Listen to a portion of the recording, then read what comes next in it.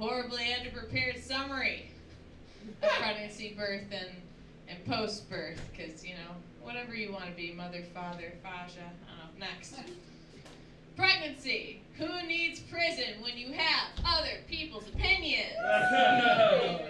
It's true. Everybody has their fucking opinion when you're pregnant. Like, first off, how long does a pregnancy last? 10 months. What? Huh? 10 months. Oh, okay. Well, there's women answering, right? That have probably been through it or close to people, because everybody's like, 9 months, and you're like, right, 9? Well, yeah, it's like 10 to 10 and a half months on average is pregnancy, which just shows, well, not in this audience, but people are just inaccurate fucks when it comes to women's bodies in general. I held off a long time on telling people that I was pregnant, because I just wanted them all to, think that I had gotten sober because of, self-control. Next slide. See, because the respect that you get from uppity sober people, right? Very different for what you're doing it for, right? If you're doing it for mental health, that's the most, my family loves me. But physical health, oh, I'm getting chubby, and then having a baby, they're like, psh, that's legally required though. It's very true. It's honestly kind of like having a tiny little parole officer inside of you. You know what I mean? That's the amount of respect it brings you from being sober. It's you have to, right? It is. It's like having a tiny little parole officer, because if you go, outside the lines and have too much fun, your sentence goes from 18 to life. Next slide. So just that's the amount of fun you can have, and there's a limit, right? Because things go, in the womb, and then you're like, fuck, right? This is scientific. Next picture. Here's an infograph of the things people say to you when showing them a picture of your new puppy versus your baby. Things that are okay to say when you have a dog, not a baby, in front of you is mixed breeds are the best. Conservatively, purebreds, you can't say it either way with the human kind. With both, people say, how cute or how old, they care. What's their name, But the thing that I've gotten showing pictures of my baby or saying anything about my baby, I've gotten why and ew. Yeah. Or just a random lecture from a Target employee about why they're not ready for kids right now. I'm like, I don't know your middle name. It's true. And people the why part. You can tell I'm a deeply broken white lady, right, from the sub, just looking. Anyways, so I've shown people hey, I adopted this cat that needs lifelong attendance when it eats or drinks or goes to the bathroom. I literally adopted a cat that needed assistance for all these things. Not once did people say why. That, to me, that's an interesting question to ask, right? But with babies, they're like, why? I'm like, I don't know. I like the look of my own face. Next. So I found this to be true because, as soon as I started showing that I was pregnant, people that weren't used to being around pregnant women just seemed a little scared. Right, just slightly uneasy. If I touch her, is the thing gonna explode? Am I legally liable for her being unhappy? Right? And so the level of physical abnormality that you can see in English bulldogs or pregnant women has an inverse relationship. Your ability to hurt them goes down as you are more disabled, right? Same with bulldogs. But your ability to scare them goes up. Interesting. Right? So the most dangerous ones are the most physically hard to look at. Next. Similarities between tripping balls and being pregnant.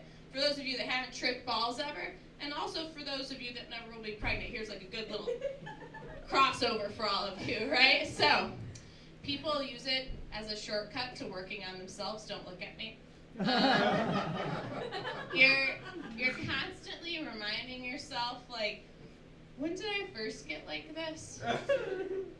How long do I have to go? Just 10 minutes. Also, as soon as you start to feel okay, you're like, all right, I got a grip on my reality right now. We're fine. We're doing it, right? And then somebody comes along and asks, are you okay? And you're not okay. Immediately reminded of all the ailments that you feel. And reality's scary. All you want to do is call your mom. Like, call your mom or your dad. Like, that's like physical ailments in general, but especially like when you're pregnant, you're like, maybe I could call my mom and she, like, but also simultaneously, you know, when you're tripping and pregnant, like, if I call my mom, that's the worst idea, actually, that I'm gonna have this decade. That's not, it's not fun. Oh no, you guys all have supportive mothers.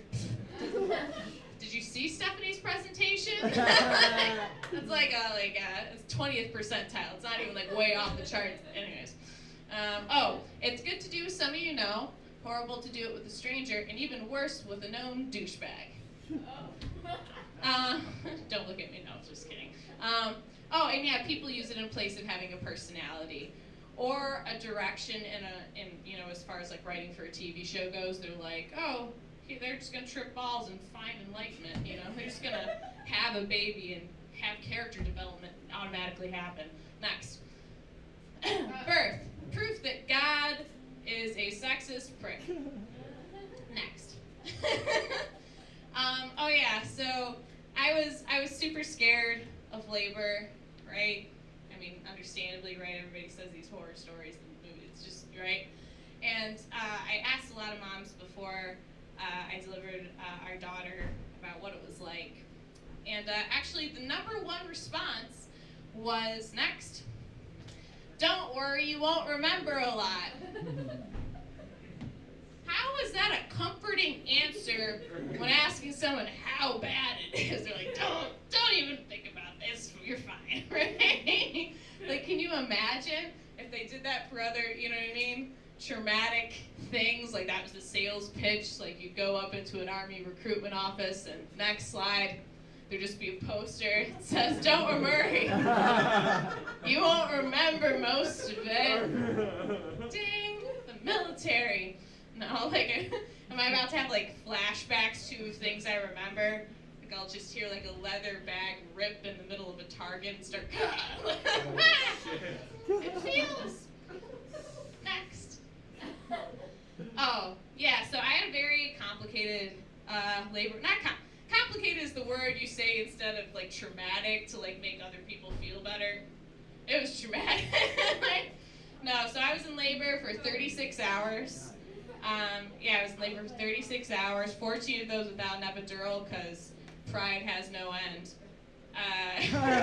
And then I had a C-section anyways. But I did notice that my partner, like, you know, obviously, like, we loved each other beforehand, but like it just, so how complicated your labor is versus how much they love you, you know what I mean? Like, it just goes way up, right? The more complicated the labor, the more they're just like, after the fact.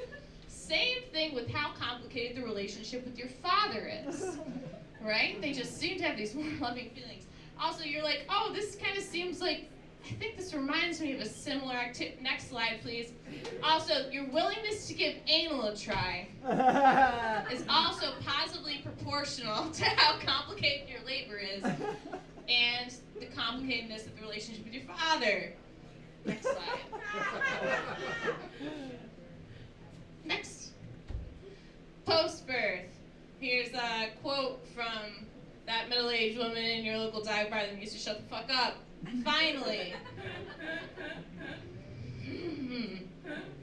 Next slide. A lot of people ask, what's it like being a new mom? You know, I don't know why they want you to, it's like they're trying to figure it out. It's like somebody asking you how many tickets you took to win the lottery or some shit. You know what I mean? Like, I don't know. What's it like being a new mom? And I can summarize it down to this. Next. So you're looking at your newborn with so much love in your heart. You just love them with every ounce of your being, right? You're just staring into their eyes. And next slide, they're just staring at your tits. just like, come on, like, we're having a moment here. Can you just, I love you. And they're like, and they hold their mouth. Like, when they're going for a tit, they look like they have an invisible chew toy, like, as they go, like, they're psycho. Anyways, and this is actually a well-documented phenomena. Next slide. So the progression of gaze, the gaze of angle between a mother and child, it changes throughout their lifetime. So like, when they're a child, right, they're looking down very obsessively at your gazungas and or tatas. That's a technical term. Next. And then, when they reach out of infancy and they're becoming a child, it goes more to the majority straight on ahead, right? And that's to like make the child more alert, observant, of the world around them, and also, next slide, so that they can better stare into the souls of the unforgiving souls. Next slide. And then, when they're in adolescence, they just go right back into the upward gaze, where it's almost like it's going to roll into the back of their head, right? And then it just stays there for the rest of their lifetime with their... I haven't seen my mom's face in 20 years. I don't know what it looks like. Next. Breastfeeding. It was a very... I don't know. I did not know how I was going to feel about it, to be honest, because it's like a really weird thing for like... Because it's like both the mother and the boobs are going from sexual symbols to utilitarian figures right at once. I just don't know how I feel about it. Next slide. And what it does feel like, you feel like when you're breastfeeding them, like you're like linking like an avatar, like to that, you know what I mean? Like you have this psychic connection, like you're just gonna go and kick ass, almost like you could have like some sort of weird fighting style with them, where you're like psychically connected and kicking ass. Like next slide, like ice climbers. Like, no, that took a long time. Next slide. So I did breastfeed with my kid when I was first pregnant. I had a lot of complications, like I said, like postnatal contractions are a thing. Here's just a sidebar. Did you know? No one tells you. They can just keep happening, like extra credit with no points. Like, who's keeping track? God, I'm not making it there. So breastfeeding. So I noticed though, with breastfeeding though, I thought that like I could just breastfeed like, just if I did it every day, it'd be fine. Did anyone else know before they breastfeed? Yeah. So apparently, like, if there's a difference between if you breastfeed in the 0, 1 to 6, or 7 range, right? So if you don't breastfeed at all, right? Next slide. They're just, they're normal boobs. They're a little leaky. They're normal boobs. If you just try and be like, I'll give it a whack, right? This 1 to 6 range next. They turn into those like, they're so rock hard, and like I don't know why they're not as circular as your boob, but they never are, I guess. And so they remind me of those rocks that slam down on you in N64 Mario Kart, like in Bowser's Castle. And they're angry. And yeah, 1 to 6, it's not gonna do it. 1 to 6, they're just hard and angry. And but if you like do the whole thing, then you feel like a deflated balloon. Yay, your prize. Breast is best. Any dude that says that, kill yourself. I don't condone violence normally, but any man that thinks that they're gonna tell anyone other than, your baby mama, you don't have a fucking say. Shut your fucking mouth, sit in the corner. Alright, next. Fun fact from history. Fact. So, the hardness of an unmelted breast is not unlike that of plastic explosives. Thus, the term bombshell when describing a woman with larger mammary glands or bazookas. Yes, next. Next slide. Also, I found myself being extremely creepy as a mom. Like, actually, true story. One day I was just crying, as one does. As new, I was just crying in the bathroom, like staring in the mirror, like a psycho, with the door open. I don't know. And my boyfriend comes up and he's like, "You doing okay?" And it was shortly after I stopped breastfeeding. I'm like, "I just miss when she sucked on my tits."